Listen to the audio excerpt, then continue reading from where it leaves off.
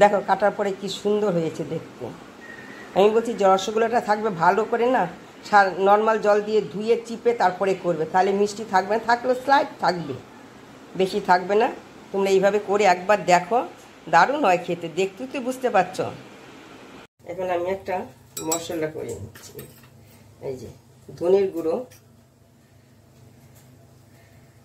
জিরের গুঁড়ো আর হলুদ গুঁড়ো, আর পরিমাণ মতন কি নিব কাশ্মীরি লঙ্কার গুঁড়ো কালারের জন্য।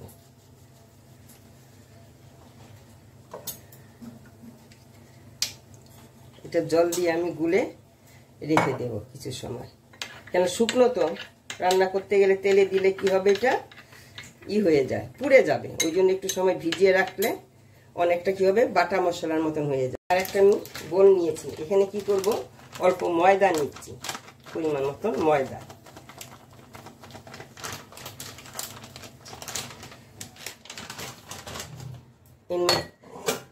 এর মধ্যে আমি দিয়ে দেব এখন পরিমাণ মতন নুন, আর দিচ্ছি আমি হলুদ গুঁড়ো, আর দেব আমি ঝাল লঙ্কার গুঁড়ো। যে যেমন ঝাল খাবে সেই অনুযায়ী লঙ্কার গুঁড়োটা দেবে। এখন আমি এটা কি করব, অল্প জল দেব, বেশি অতিরিক্ত জল দেব না।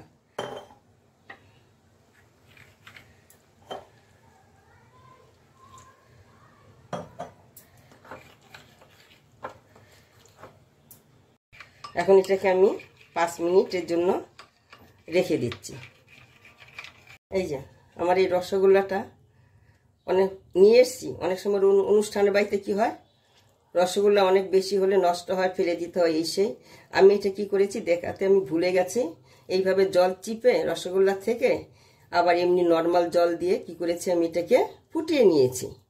ওটা দেখাতে আমি ভুলে গেছি, তাই আমি এখন বলে দিলাম। তারপর এটাকে এখন আবার আমি এটাকে জলটাকে আমি আবার চিপে নিচ্ছি।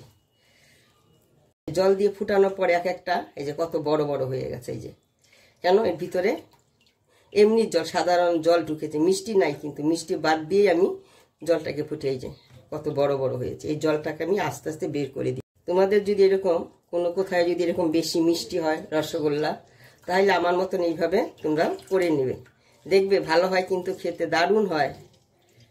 ফেলে দেওয়ার বদল এইভাবে করে তোমরা ভাতের সঙ্গে খেয়ে নিতে, ভাত রুটি সব পরোটা সব কিছুর সঙ্গে খেয়ে নিতে পারবে।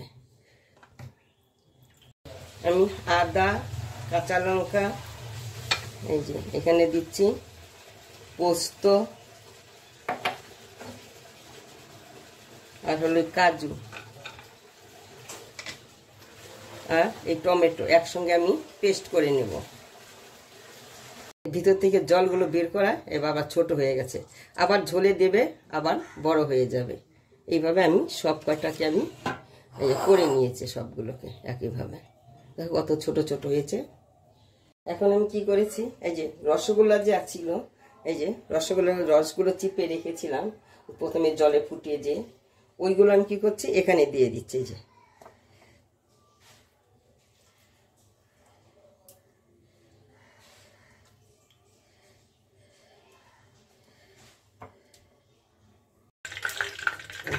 রসগোল্লা করেও আমি চিপে রেখেছিলাম, এই রসগোল্লাকে আমি এখানে দিয়ে দিচ্ছি, দিয়ে আমি ভেজে নেব। খুব বেশি ভাজবো না, হালকাই ভাজবো।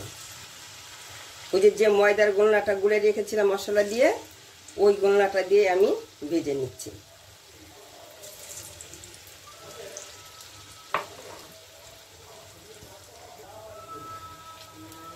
এখন আমি এগুলোকে উল্টিয়ে দেব, এই যে উল্টিয়ে দিচ্ছি।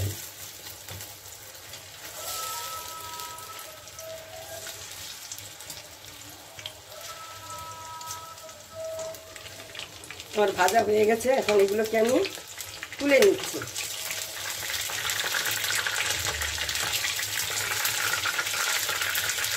একবার হলে ওটা রসগোল্লাকে নষ্ট না করে তোমরা এইভাবে করবে, দেখবে খেয়ে বুঝতেই পারবে না, আরো ভালো লাগে খেতে। এখন আমি ফোড়নে দিয়ে দিচ্ছি এই যে দারচিনি, এলাচ, লবঙ্গ, তার সঙ্গে 2টো তেজপাতা।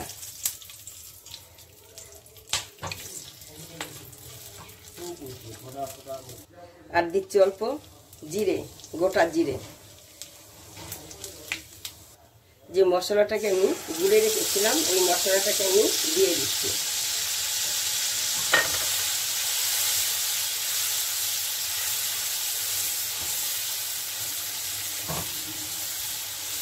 এই মশলাটা কিছু ভাজা হতে আমি দিয়ে দিয়েছি যে মশলাটাকে আমি মিক্সিতে পেস্ট করেছি ওই মশলাটা আমি দিয়ে দিলাম। এখন একসঙ্গে এগুলোকে আমি কষিয়ে নিচ্ছি।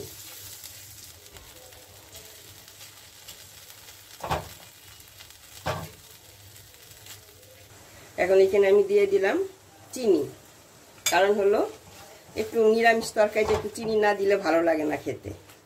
যে কোনো নিরামিষে একটু চিনি দিতেই হবে। আবার আমি এটাকে কষিয়ে নিচ্ছি। দেখো তেলটা ছেড়ে দিয়েছে। এখন আমি কি করব, এখন এখানে আমি জল দিয়ে দিয়েছি। এই যে জল দিচ্ছি। যারা সুগার আছে ওরাও কিন্তু এইভাবে মিষ্টিটা ফুটিয়ে এইভাবে খাবে, দেখবে মিষ্টি থাকেই না, একদম অল্প অল্প থাকে। সেটা সুগারের রুগীরাও খেতে পারবে, ভালোই লাগবে। এইভাবে করেও খেতে পারবে, তখন চিনিটা দেবে না, কালারের দরকার নেই, চিনি দেবে না, ওরাও খেতে পারবে। রসগোল্লা দিয়ে এইভাবে তোমরা রান্না করবে। এখন এখানে আমি পরিমাণ মতো নুন দিয়ে দিচ্ছি।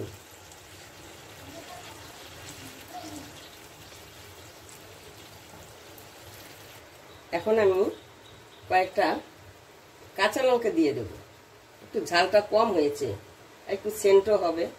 আর দিয়ে দিচ্ছি এই যে কোপ্তাগুলো ভেজেছিলাম, যে কিসের কোপ্তা, রসগোল্লার কোপ্তা, এইগুলো দিয়ে দিচ্ছি। এই দেখো কি তুলতুলে, এই যে নরম।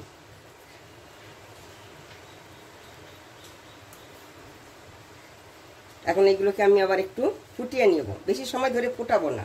একবার তো আমি ফুটিয়েছি, গরম করেছি, ওই জন্য বেশি সময় ফোটাবো না।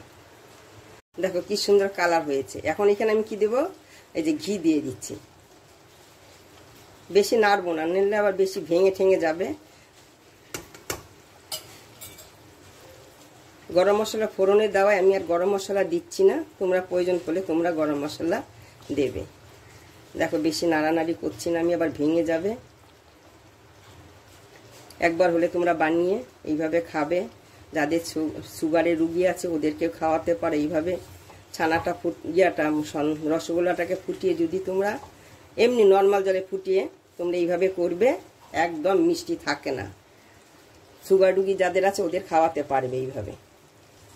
রসগোল্লার কোপ্তা কারিটা হয়ে গেছে, এখন আমি নামিয়ে দিচ্ছি। রসগোল্লার কোপ্তা কারিটা হয়ে গেছে। আমি যেভাবে করেছি তোমরা একবার হলে রসগোল্লার কোপ্তা কারিটা চেষ্টা করবে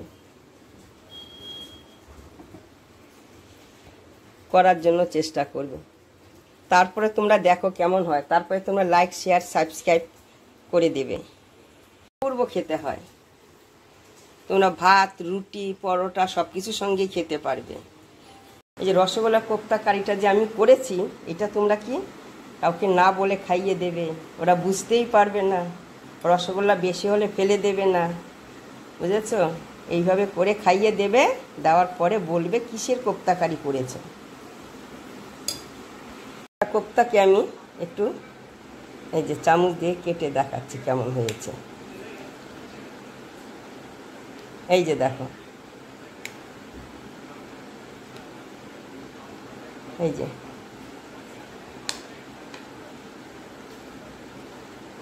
যে দেখো কি সুন্দর হয়েছে না দেখতে, ভিতরটা।